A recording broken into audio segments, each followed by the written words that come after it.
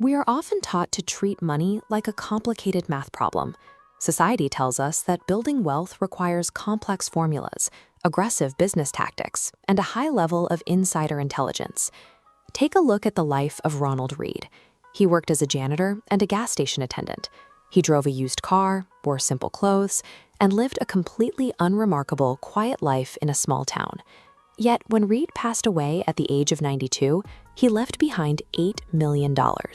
He had no business empire, he never made huge speculative bets.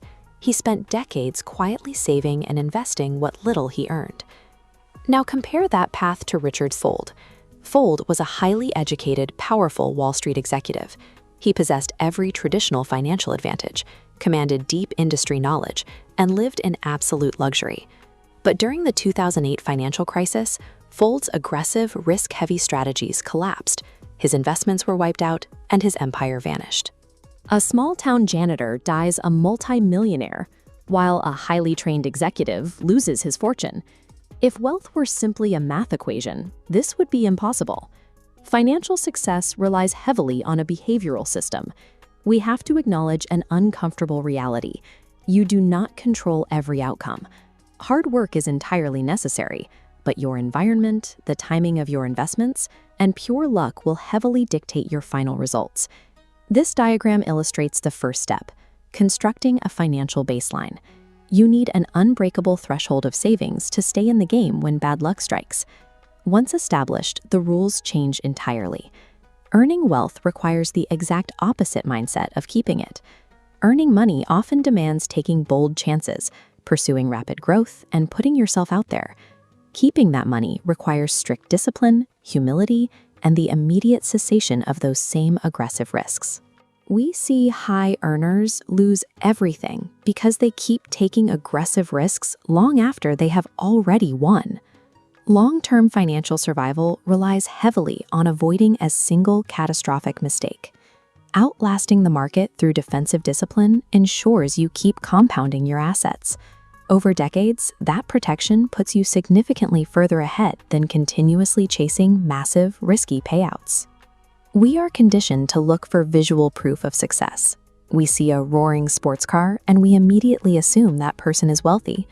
But seeing expensive items only proves one fact: that person spent a lot of money. It tells you absolutely nothing about the actual dollars sitting in their bank account. This chart compares spending against invisible wealth. On the left, cash vanishes for high-status items. On the right, unspent money compounds steadily. Notice the left target moving upward.